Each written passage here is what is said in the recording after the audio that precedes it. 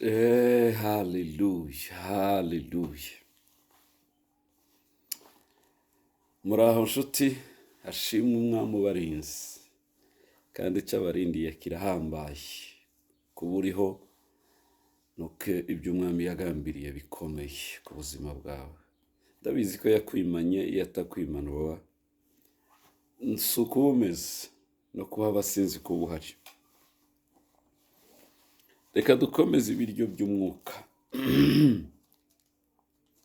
Ijambo rya buri munsi na gahunda yo gusoma Bibiliya.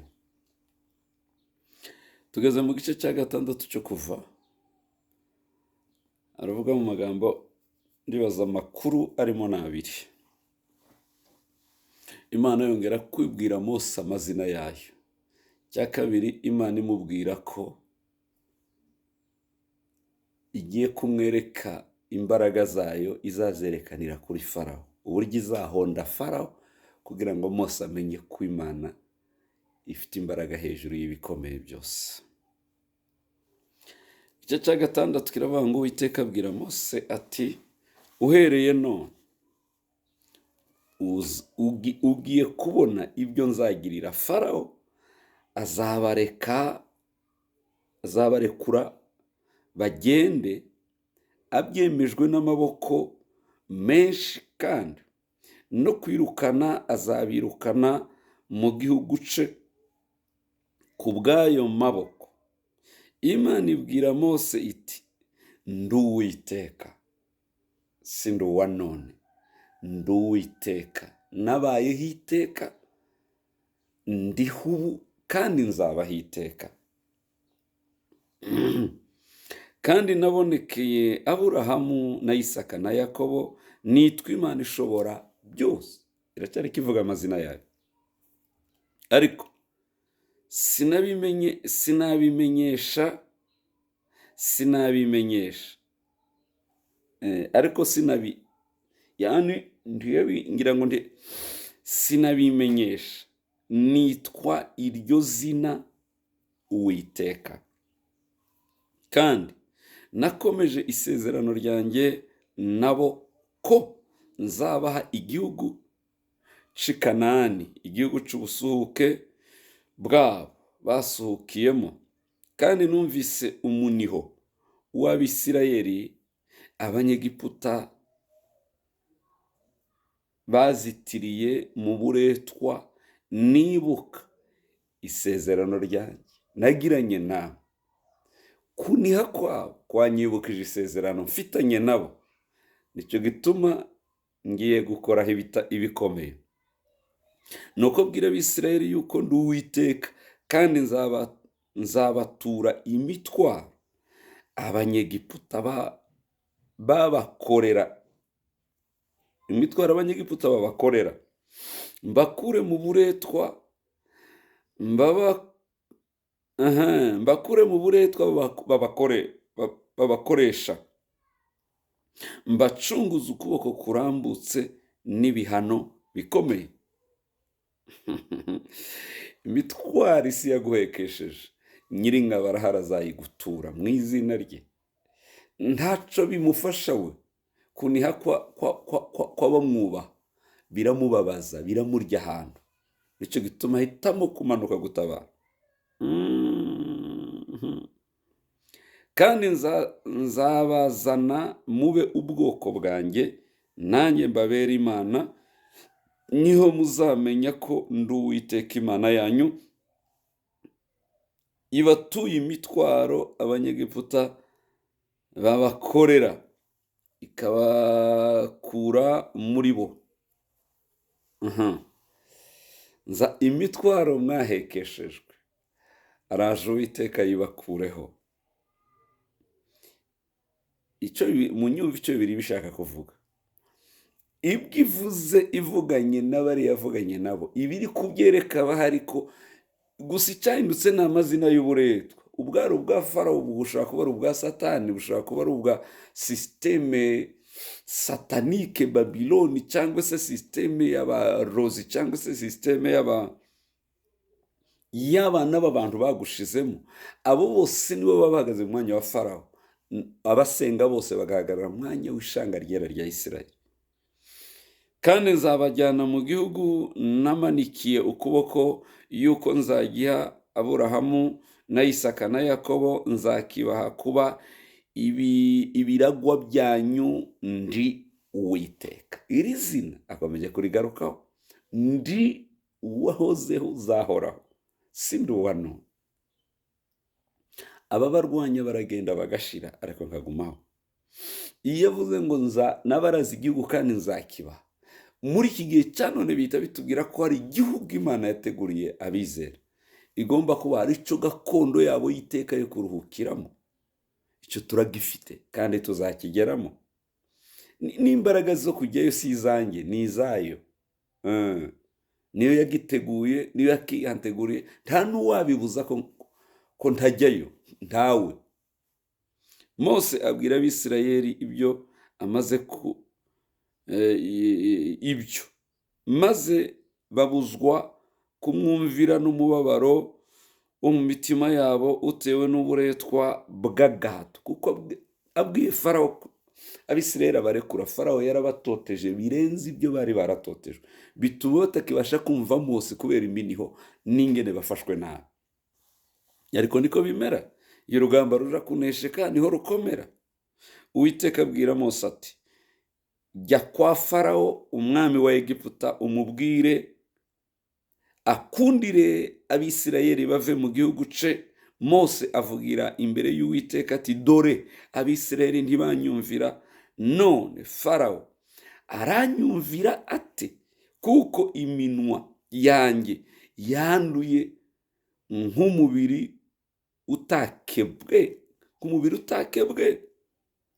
Uwiteka abwira Mose na Aroni, abatuma ku Bisirayeli no kuri Farawo umwami wa Egiputa, ngo bakure Abisirayeli mu gihugu ca Egiputa.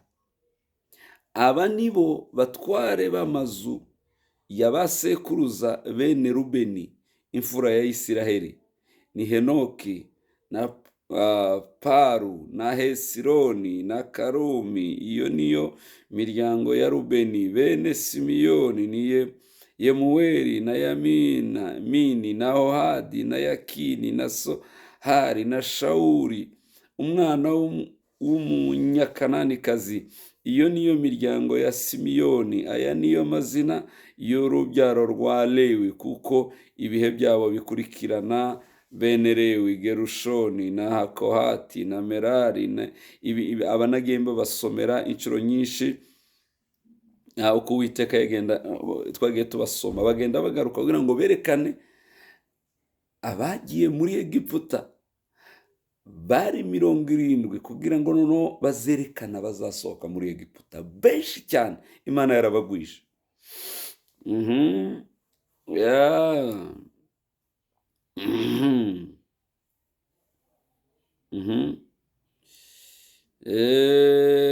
Abo nibo Aroni na Mose, ba bandi Uwiteka yabwiye ati, mukure Abisirayeli mu gihugu cya Egiputa uko imitwe yabo iri. Abo nibo babwiye Farawo umwami wa Egiputa ngo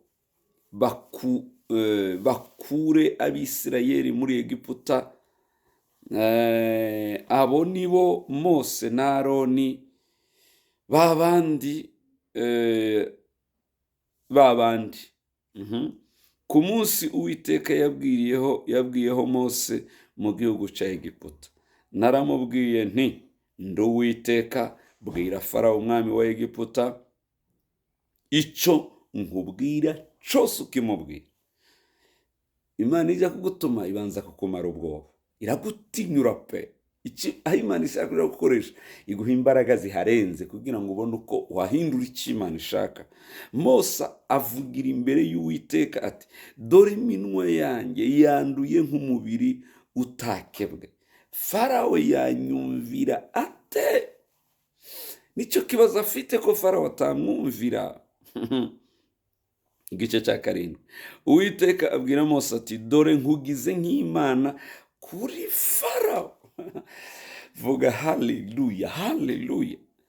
Harageze imbaraga z'umwuka wera w'Imana muri wowe zituma umera nk'Imana kubikurwanya byose.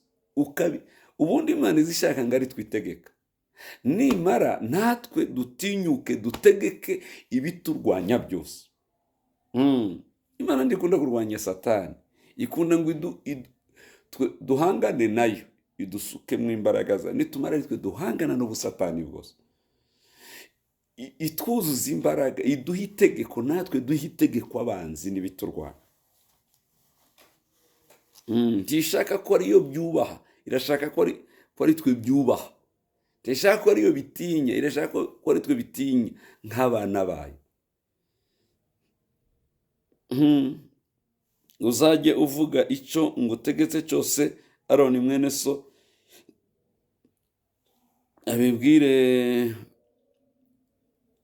abibwire Farawo kugira ngo areke Abisirayeli bave mu gihugu cya Egiputa. Nanjye nzanangira umutima wa Farawo, ngwize ibimenyetso byanjye n'ibitangaza byanjye mu gihugu cya Egiputa. Nzabanza munangire kugira ngo musekure neza, kugira ngo mubomagure musenye, sige Egiputa narayimazeho. Mu buryo atazafite imbaraga na force yatuma bazongera kubatekerezaho ko babakurikira niyo mwagiye. Ariko Farawo ntazabumvira, maze nzababarisha, bizatume mbabarisha Egiputa ukuboko kwanjye, nkure ingabo zanjye, ubwoko bwanjye Abisirayeli muri icyo gihugu, mbakuzeyo ibihano bikomeye. Abanyegiputa bazamenya yuko ndi Uwiteka ubwo nzarambura ukuboko ku gihugu cya Egiputa ngakura Abisirayeli muri cyo. Mose na Aroni bagenza batyo uko Uwiteka yabategetse, aba ariko bakora. Jya wihangana gusa ukora uko Uwiteka yavuze rwose. Umuntu wese icyo yamubwiye yagikoze, cyabaye uko yakivuze. Mose yari amaze imyaka 80 avutse, na Aroni yari amaze imyaka 83 ubwo bavuganaga na Farawo. Aroni ubundi yari mukuru wa Mose. Uwiteka abwira Mose na Aroni ati, Farawo nababwira ati mukore igitangaza kibahamye, ubwire Aroni uti enda inkoni witwaje uyijugunye hasi imbere ya Farawo kugira ngo ihinduke inzoka. Kubera ko Imana ari ko systeme ya Farawo na Egiputa bakoresha imbaraga z'uburozi, ariko zose mu nkoni. Cyo gituma yamuhaye inkoni kugira ngo azayikore. None amubwiye ngo uhite uyikubita hasi. Mose na Aroni binjira kwa Farawo, bakora ico Uwiteka ategetse. Aroni ajugunya inkoni hasi imbere ya Farawo n'abagaragu be, ihinduka inzoka. Farawo nawe ahamagaza abahanga n'abarozi. Umwe akoresha abanyamwuka, undi akoresha abanyamyuka, aribo bakonikoni ba Egiputa. Nabo babigenza batyo, babikoresheje uburozi bwabo. Umuntu wese muri bo ajugunya inkoni ye hasi, ziba inzoka, maze inkoni ya Aroni, haleluya, inkoni ya Aroni imira izabo zose. Ikinezeza yarazimize, ntiyazirutse, ntiyaziciriye, ntiyazisize. Barayifashe inkoni nazo zigenda zigendeyemo. Bose baje bitwaje inkoni, basubiyeyo bose amaboko ari masa, ntaco bafite. Ibikurwanya byaje byitwaje imbaraga nyinshi n'ibintu byinshi, ariko igitangaza bizasubirayo gutyo, kuko imbaraga zimira izindi ziri mu bana b'Imana, niho zihishe. Haleluya. Umutima wa Farawo uranangira, ntiyabumvira uko Uwiteka yari yavuze. Uwiteka abwira Mose ati, umutima wa Farawo uranangiye yanga kureka ubwoko bwanjye ngo bugende. Mu gitondo uzajye kuri Farawo, dore azaba ajya ku ruzi, nawe uzahagarare ku nkombe y'uruzi umutegereze, kandi uzitwaze ya nkoni yahindutse inzoka. Umubwire uti Uwiteka Imana y'Abaheburayo yakuntumyeho ngo reka ubwoko bwe bugende bumukorere mu butayu, none ugejeje ubu utaramwumvira. Uwiteka aravuga ngo iki ni cyo kizakumenyesha ko ari Uwiteka, dore ngiye gukubitisha amazi y'uruzi inkoni nitwaje ahinduke amaraso, amafi yo mu ruzi apfe, uruzi runuke, abanyegiputa babihirwe n'amazi yo mu ruzi. Ngiye noneho kubahanisha amazi, kuyahindura amaraso, abanukire n'amafafiremo. Uwiteka abwira Mose ati bwira Aroni ati jana inkoni witwaje, urambure ukuboko kwawe hejuru y'amazi yo muri Egiputa, ku nzuzi zabo no ku migende y'amazi yabo no ku bidendezi byabo, naho amazi aretse, yani bizibaho biri hose, ahinduke amaraso, kandi mu gihugu cya Egiputa hose hari bube amaraso, mu mivure y'ibiti no mu bibindi by'amabumba, nayo bavomye mu bibindi azahindukira amaraso mu mazu. Mose na Aroni babikora uko Uwiteka yabibategetse. Amanika iyo nkoni, akubita amazi y'uruzi mu maso ya Farawo no mu maso y'abagaragu be. Amazi y'uruzi yose ahinduka amaraso, amafi yo mu ruzi arapfa, uruzi ruranuka, abanyegiputa ntibabasha kunywa amazi yo mu ruzi, amaraso aba mu gihugu cya Egiputa cyose. N'abakonikoni b'abanyegiputa babigenza batyo, babikoresheje uburozi bwabo. Umutima wa Farawo uranangira, ndiyumvira Mose na Aroni uko Uwiteka yari yavuze. Farawo asubirayo ajya mu nzu ye, n'ibyo ntiyabyitaho.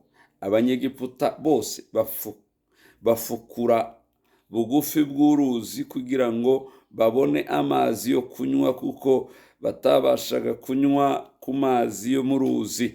Uwiteka amaze konona uruzi, bimara iminsi 7. Egiputa yose ari uko imeze. Uwiteka abwira Mose ati injira kwa Farawo, umubwire uti Uwiteka aravuze ngo reka ubwoko bwe bugende bumukorere, kandi niwanga kubarekura aragabiza igihugu cya Egiputa cyose ibikeri. Uruzi ruruzura ibikeri, bizamuke bijye mu nzu yawe no haruguru, no ku buriri bwawe, no mu nzu y'abagaragu we, no mu nzu y'abantu bawe, no mu nkono zawe, no mu byibo muvugiramo imitsima ya n'ahantu hose birajyayo. Ibikeri bizamuka bijya ibikeri bizazamuka bijye kuri wowe no ku bantu bawe no ku bagaragu bawe bose.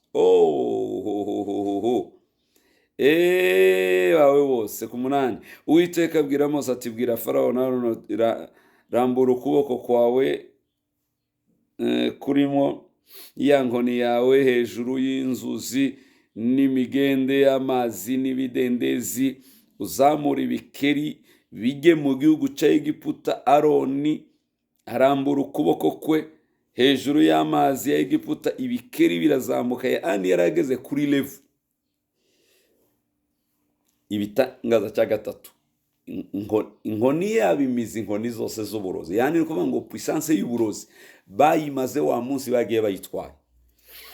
Imbaraga y'Imana imira imbaraga z'uburozi buragenda. Icya 2, amazi yose bayahindura amaraso kugira ngo banywe ayo maraso batere kuzinukwa no kumerera nabi, niba ngombwa bazahinduke Farawo winangiye.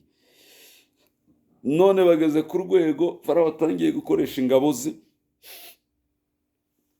Aba nabo Uwiteka arabwira ati ubu rero murakoresha abamarine bo mu buryo bw'umwuka b'Imana yakoresheje n'iki, ingabo zo mu mazi zirwanira ku mazi byabaye ibikeri, nimwinuke. Arabitegeka, rambura inkoni, ingabo zirava mu mazi, abamarine barazamuka b'Uwiteka bazimagiza igihugu cyose, barajya mu byibo, barajya mu masahani, barajya ku buriri, barajya mu madushe. Farawo ntazoga, Farawo ntazaryama, Farawo ntazarya, abura hashinga n'umutwe n'amano hose huzura. Ninde warwana n'Uwiteka Imana yacu? Iyo ihagurutse kurwana ninde wayihagarara imbere? Birazamuka bizimagiza igihugu cyose cya Egiputa. Babakonikoni babigenza batyo babikoresheje uburozi bwabo, bazamura ibikeri bijya mu gihugu cya Egiputa. Urumva none ari kuzamura bimwe nabo bakabigana ngo babirwanye, nabo bakagerageza kuzamura ibindi. Farawo ahamagaza Mose na Aroni arababwira ati nimunsabire Uwiteka ankize ibikeri abikure no mu bantu banjye, nanjye ndareka ubwoko bwe bugende butambire Uwiteka ibitambo. Tangiye kunanirwa. Mose abwira Farawo ati unyirarireho utya, ningusabira Uwiteka wowe n'abagaragu bawe n'abantu bawe, mumbwire igihe ki ushaka ko ibikeri bimarirwa kuri wowe no mu nzu yawe, bigasigara mu ruzi rwonyine gusa. Urambwira aho bishakira kugira ngo mbisigaze hamwe gusa, mu ruzi ahandi mbikureho. Ninjye ufite ubwo bubasha. Abapfumu byarabananiye kubisubizayo, uburozi bwarananiwe kubisubizayo. Arabwira ati ninjye gusa ubiha itegeko bigasubirayo. Mana yanjye, nicyo gituma birizivuga ngiyi bihamagaye biritaba. Ni ukuvuga ibyaremwe byose irabihamagara bikitaba. Aramusubiza ati ni ejo.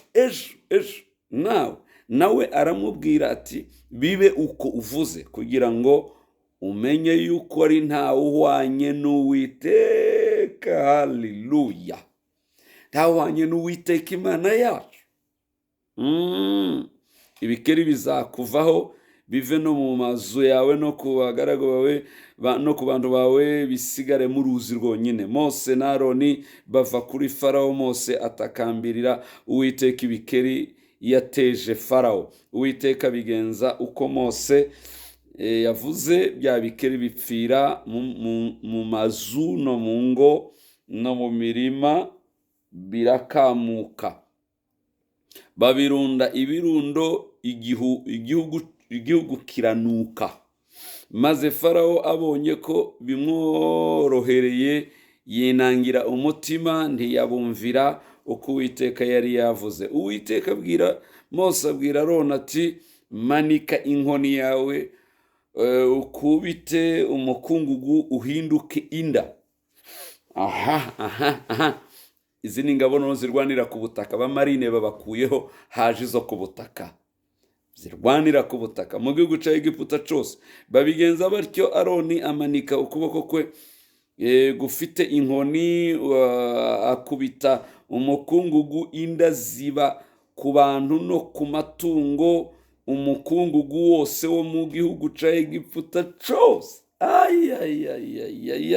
Mbega imbaraga z'Imana! Uhinduka inda, zirabajagata. Ingabo zo ku butaka z'Uwiteka zirwanije Egiputa yose.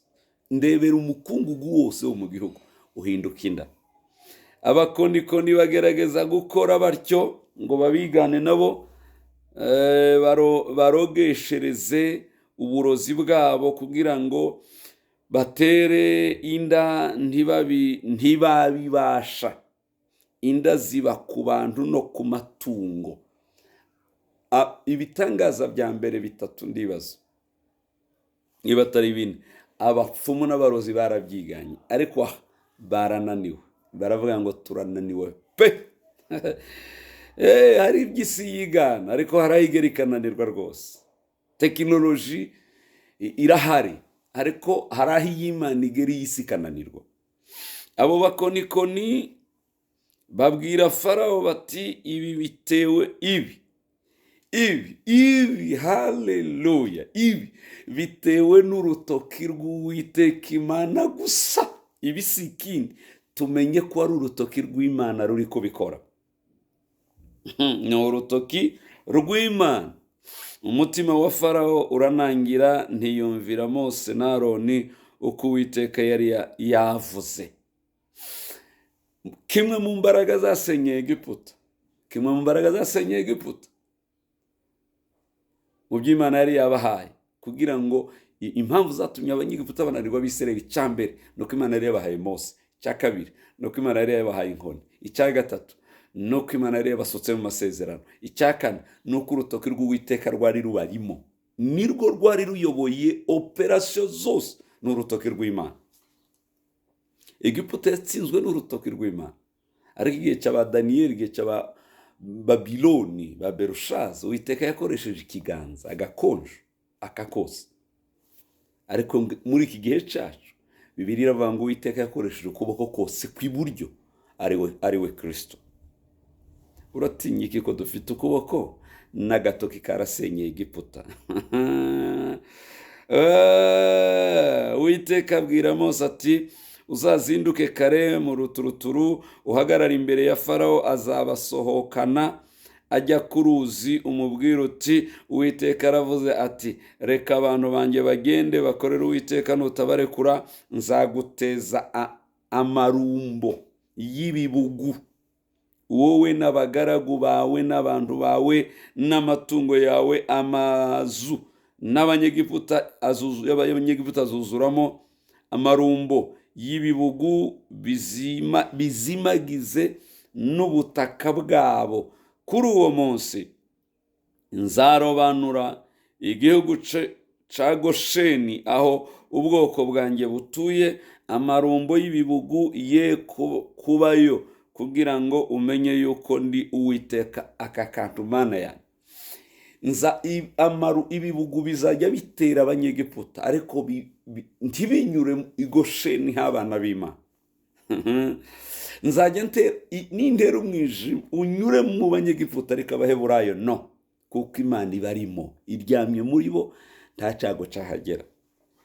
Ndasenga Imana ngo ugaragareho ibitera ahandi bimenye kuriho Imana, mu izina rya Yesu. Kandi nzashira itandukaniro hagati y'ubwoko bwanjye n'abantu bawe, ejo niho icyo kimenyetso kizaba. Uwiteka abigenza atyo, amarumbo bene uko. Farawo ahamagaza Mose na Aroni, arababwira ati nimugende mutambire Imana yanyu ibitambo muri iki gihugu. Bemereye gutamba, ariko ngo mutambire muri iki gihugu. Mose aramusubiza ati si byiza ko dukora dutyo, kuko twaba dutambiye Uwiteka Imana yacu ibyo abanyegiputa bazira kwica.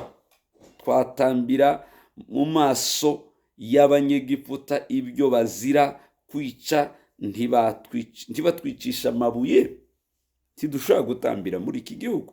Reka tujye mu butayu, tugende mu rugendo rw'iminsi 3, dutambire Uwiteka Imana yacu ko izadugenzereza. Farawo arababwira ati ndabareka mugende mutambire Uwiteka Imana yanyu mu butayu, icyakora ntimuzajye kure cyane, nimunsabire.